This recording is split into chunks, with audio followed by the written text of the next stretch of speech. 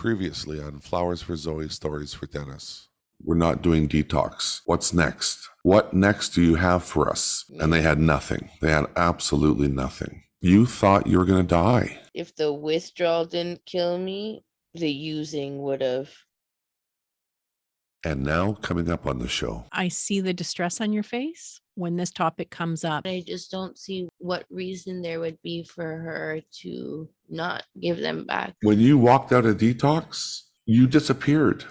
I was worried sick.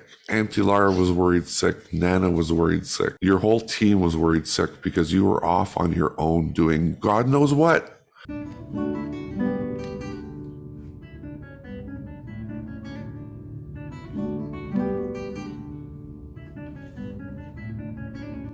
This week, we share Zoe's recovery diary number 2.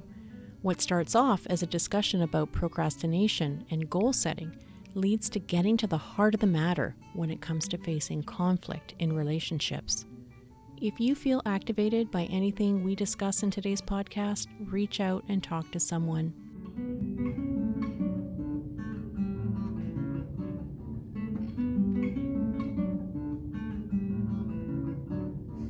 Hello, everybody. Hello. Hi. This is going to be podcast number 11, and we're doing Zoe's recovery diary number 2, which is a check-in with Zoe. See how she's doing, see what she's up to these days, see how she's coming along with her sobriety. So how you doing, Zoe? I'm doing good. I think we spoke about it a little bit last time. I feel like I'm procrastinating a bit on everything. It's a little bit overwhelming starting over. It's been so long since I focused on any of my financial responsibility and just getting shit in order, that now it's all on the same plate and I have to get it all done. I got to get, certain IDs back. So I have to go to Service Ontario. I have to, get some stuff done with the CRA. I have to get some stuff done with legal aid and the kids and just all this paperwork that I need to get in order. When you became clean, when you stepped out of detox, you had this huge pile of mess to fix. And you've never needed more help than right now, honestly. You have so much on your plate. And I guess that's what happens. Once you stop using, and all of a sudden you're faced with reality and you got to start picking up the pieces of your life, that's hard. Everything was on hold for so long. I lost all my paperwork and my moves that I did. I lost control of everything. So anything important that you need as an adult in life, I didn't focus on it. I didn't do it. So now it's all piled up. Mm. Yeah, it's interesting. When we talk about procrastination, I think for many of us, we've been taught perhaps to think that procrastination is an organizational problem, right? Like poor time management, or it's like a skill, right? And you're procrastinating because, you don't have this time management skill. But procrastination, when we're postponing something and we're avoiding things, there's often a big emotional component to delaying and putting things off. I've been procrastinating on a lot of things just because, like I said, when shit gets overwhelming to me, I tend to just shut down and I don't want to do nothing. But on the bright side, I have Uncle Daniel who will be like, okay, Zoe, tomorrow, 10 a.m., we're going to call this place, right? And I'll be like, fuck, okay. And so the following day will come and he'll knock on the door. Are you awake? No. And he'll be like, okay, so how about we make the phone call now to this place? We'll come out and I'll do it. So we did it. We got a few important calls done the other day before the end of the week, before Friday hit. And it felt so good because now I know that the ball is rolling. Okay, so we're hearing about just the relief that it brings that it's done. Yeah. Leading up to doing these phone calls was difficult, Mhm. And you may have experienced that feeling of like not wanting to face it, not wanting to look at it, not wanting to do it. So what was it that kind of helped push you through? Like you talk about Uncle Daniel saying, let's make the call. Yeah. Um, was that enough to sort of push through? Well, that's what actually pushed through. Mhm. Other than that, like I had a couple of days where I just cried. Like, yeah, Mhm. I didn't know what else to do with myself. I was just overwhelmed and I just cried. A lot of the advice that I got from the NA family group, and the one thing that I hear all the time from them is they're telling their kids, don't worry about it. Just take it easy, take it slow, focus on yourself. And so me and Zoe had a conversation like that too. And I said, look, it's summertime. Just take it easy. Don't worry about it. Everything's fine. Did that help at all? Honestly, it did in a sense because it kind of took a little bit of that, oh my fucking God, like I'm not doing anything. I feel like the procrastination has like become unbearable now to the point where like I'm really not doing anything. Like every day I wake up and like I said, I'll choose to sit there and do the dishes or clean the cat litter or scream at my kids to clean up just to avoid what I know that I really need to do. Right. So it took a lot of the pressure off. Like, you are right. It is summertime. The kids aren't back in school. Once they are back in school and I'm not choosing to just be a mom all day, I'll have those moments where I can just focus on what needs to be done. I have another 2 weeks to just work at a slow pace and then it's kind of crunch time. So now I'm taking it a little bit more easy on myself in a sense. Having this bit of insight might be half the battle. And that's a nice description because I think about how many people can relate to that. Yeah. Right? When we decide to clean out the junk drawer and then we're so motivated to clean out the junk drawer, it's like, okay, well, what else are we avoiding right now? Right? Like, is Yeah. there sometimes that's when other jobs or busying ourselves with other things, just feel so much easier than taking on I'm literally something. queen of doing that. I find other things to do than what I know I should be focused on every time. As soon as we start, creating a narrative where I should be doing, it kind of indicates that we're placing some expectations on ourselves, right? Yeah. And it's not to say that that's not a good list of things to do, but if there's an emotional component that feels really hard, it might be to kind of ask ourselves, okay, what is making this really hard right now? What is it about this situation that feels so overwhelming? I think that's probably a big part of the battle with procrastination is Definitely. figuring out, yeah, what is it about that, right? And then maybe we can work with it and change it in some way or break it down into smaller bits. Yeah. Or offshore it? Like literally get someone else to do some of the things for you too. Sometimes you feel like everything's going to be on your shoulders and you got to be involved with everything. But if you could outsource some of those things to me or Auntie Lara or whoever, the girls, maybe that's an option too. Yeah, I hear you on that. But I think a lot of like, how would I call it?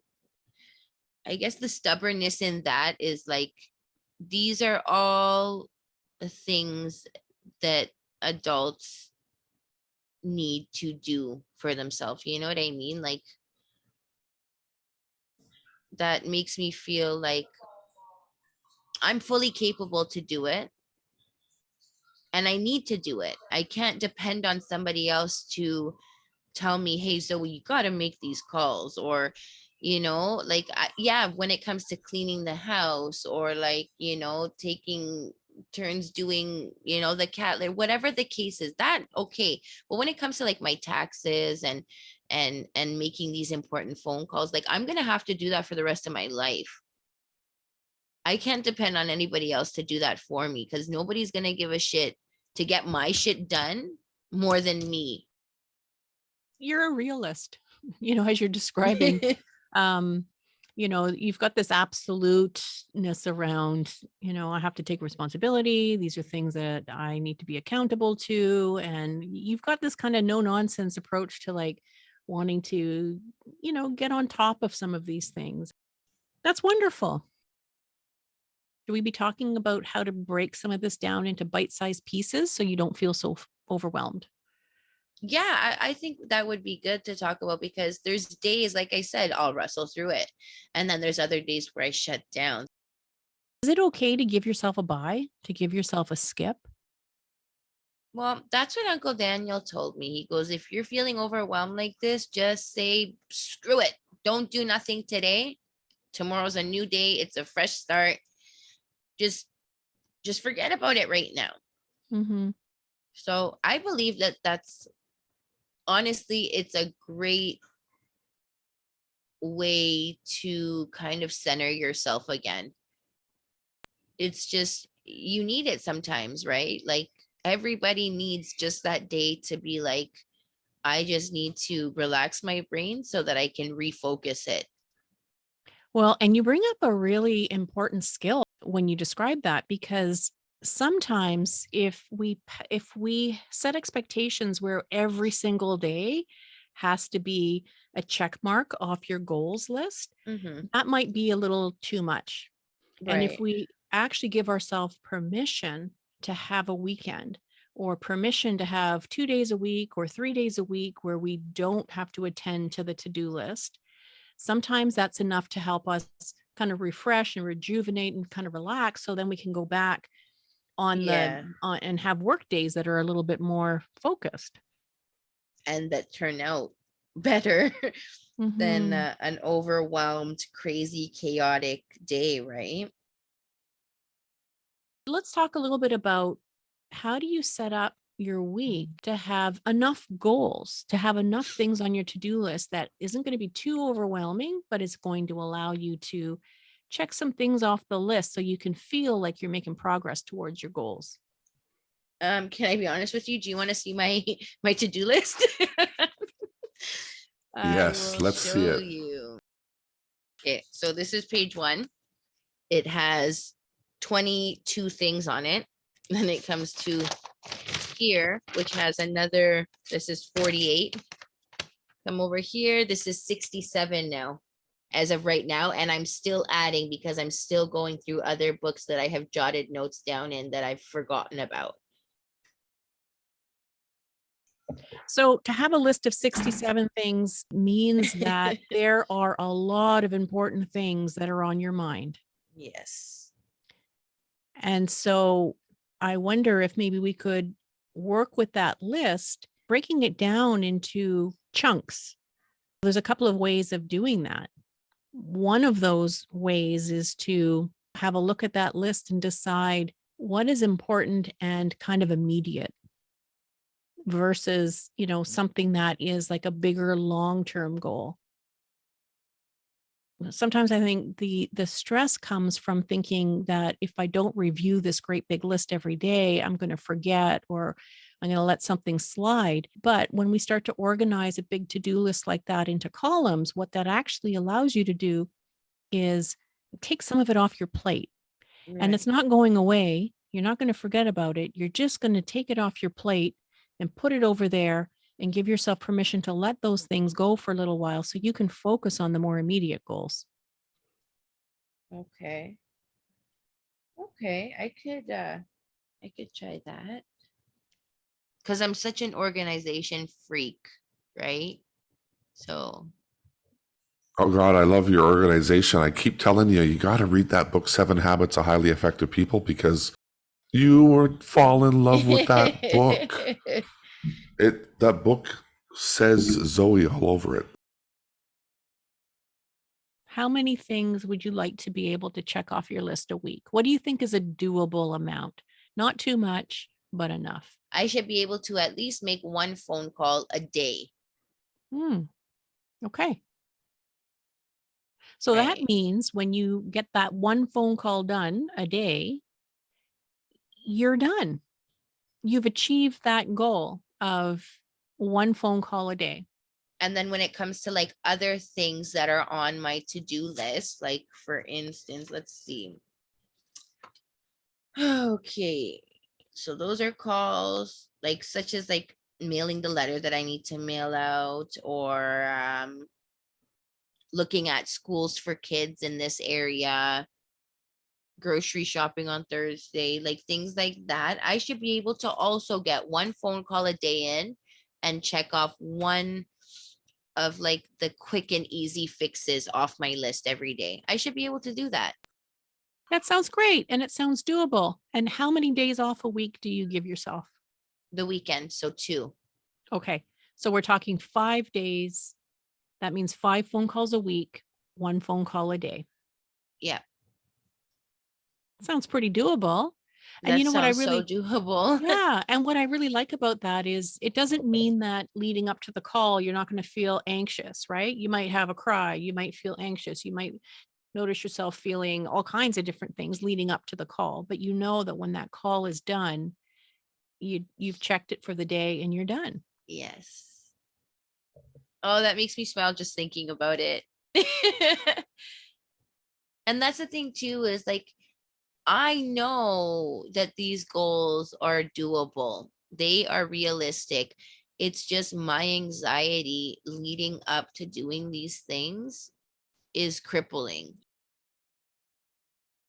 It's horrible. And what problem are you thinking of right now? You just went a little bit negative right now. Like you started to think about how overwhelming everything is. Is there one problem? Is there one action on your list that's giving you the most grief? Kind of, yeah. I was thinking about the fact that school starts in like less than 2 weeks for the kids. And my mom is dropping all these little hints like, oh, I can't wait for school to start. And that way I can get the girls back on routine, and like insinuating that she wants them back home at her house. And I can't do anything about that because I have to wait for the paperwork, which might not happen for the next 2 months in order to move forward with anything. Yeah. And you've absolutely loved the last few months. You don't want to lose that, right? You don't want to lose that. And I know that you never will, right? September might look a little bit different, but you're never going to lose that ever again. You just won't. I know that. Do you know that? Yeah, It's a horrible feeling to feel like your kids are going to be taken away.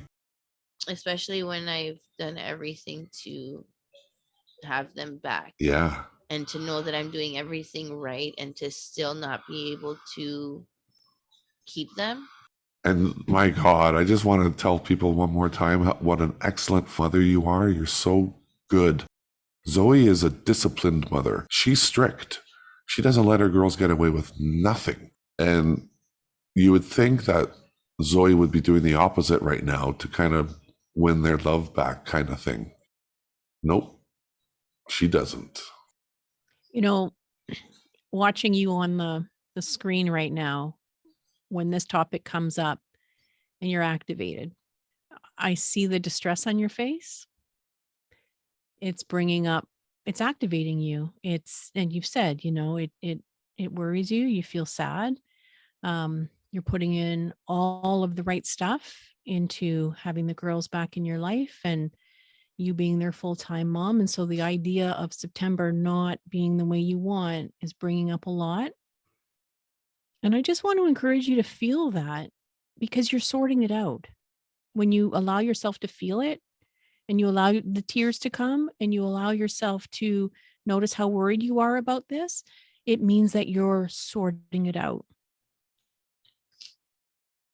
And that's what you want to do right now. Yeah. You want to be able to feel the stuff that feels uncomfortable. Yeah. It means that you're training yourself to regulate your emotions by allowing yourself to see, here's where the concerns are, here's the stuff that's really worrying you in the back of your mind, right? So, when you talk about trying to get things done and calling the schools and setting things up, this is the stuff that's in the back of your mind. And I've done everything that I need to do, and I still feel stuck.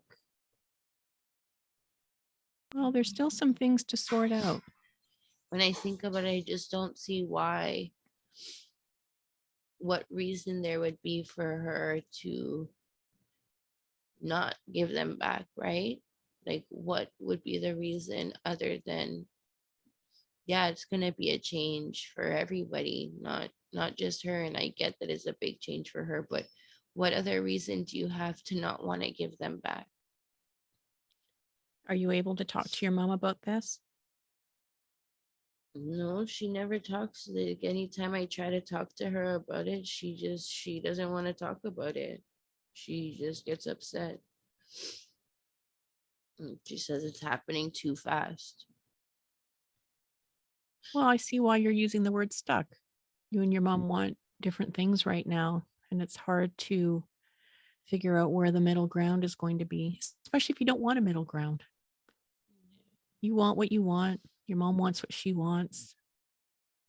And it's also making it difficult to talk about it.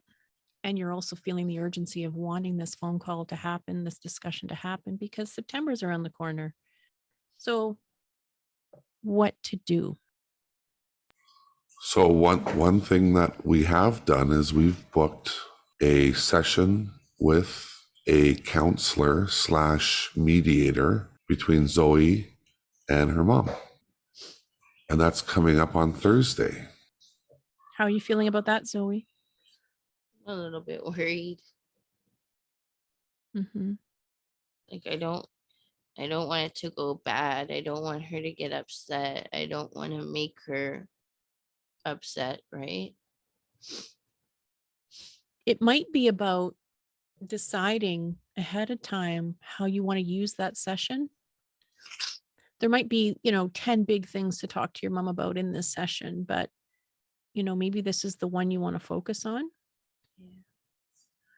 Yeah. And I don't know if we do it now. I'm not saying we do it now, but my mind is so black and white sometimes. I always think, okay, you're here, your mom's here. And I'm thinking, okay, why don't you decide beforehand what you're willing to do? Because to be honest with you, when I look at it, it wouldn't be so bad to have daycare for 5 days a week and get your ass in school or work. Your mom has, and she also has her feelings, right? She's going through a difficult time right now because she's about to lose these two girls. You're about to gain them, in a sense. She's about to lose them, in a sense. I can't help but think, what a great opportunity. Your mom needs something. You need something. It could work out so great, Zoe. And maybe I feel this way because I know in my heart, like, I'm not willing to promise things to people. I promise you, you will not lose those girls again. That will never happen to you again. I know. It just, They've chosen you so many times. They don't want to lose this either. They love it here. So you're not going to lose them. You did such an amazing job from making that not happen. Oh, I'm like, you did an amazing job. You did what Mama Bear does. You did it. You did it. You made that happen. You didn't have my help in doing that. You didn't have Auntie Lara's help. You didn't have anybody's help. You went and did that on your own. When you walked out of detox, you disappeared. I don't know if you remember this. yeah. I was worried sick. Auntie Lara was worried sick. Nana was worried sick. Your whole team was worried sick because you were off on your own doing God knows what. And then it took about a week, and then we realized what you were doing. You were going and getting your kids back, and it took you 7 days. Like, holy shit. Who does that? Mama Bear does that. So maybe I feel a bit more hopeful than you do, because I know that that's not going to happen again. Yeah. Yeah, it's just not going to happen again. How do you feel hearing that? Good. Really good. I know I'm not gonna lose them. I don't want to hurt my mom. I don't want to upset her. I don't want to make her feel not needed. Like, but with me understanding how she's feeling, she needs to understand what the hell I'm feeling. She needs to understand that they are my kids, that I do want to be mom to them. I don't want to give them back. I don't want them to live with her. I want to be their parent. I want to be their full-time parent and have nanny when they want to visit her, or when, I need a break. I don't want it the other way around. So this And is what it's, you're working on. yeah, and it's just feeling, stuck, knowing that I'm doing everything that I should be doing to get my life back and to get the kids back. But still, at the end of the day, even doing everything I'm supposed to be doing, I still can't make the decision to have them here permanently. Can I suggest one thing? And again, I might be wrong. But I don't think you're ever going to feel that way until you walk through the front doors of a house you own with your kids beside you. I don't need to own it. I just need it to be ours.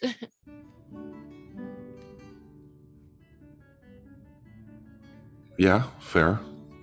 Fair enough. And the only reason I bring that up is maybe this is one of those times where, you know what, you're not at a 10, you're not in the hurrah, you're at a 7, and that's okay. Is this one of those times? Maybe. Mhm. Yeah.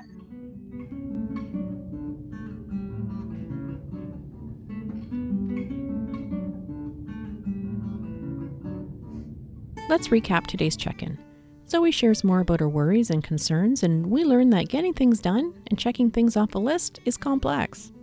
To-do lists that feel overwhelming can trigger stress responses that leave us frozen and unable to act. While Zoe is beginning to feel optimistic about setting realistic expectations, she is also having to sort through her feelings and struggles. When setting goals, here are some tips and tricks. Write your goals down. Start with the most important and separate those goals from longer-term goals that can wait. This helps us relax and feel less overwhelmed. Check in with how you were feeling and notice what feels like a barrier or a block. You may need additional support or help. Be specific and be realistic about how much you can do each day. You may need to break big goals into bite-sized pieces so they are more manageable. The key is putting one foot in front of the other each day. Baby steps matter and get us to where we want to go. Till next time.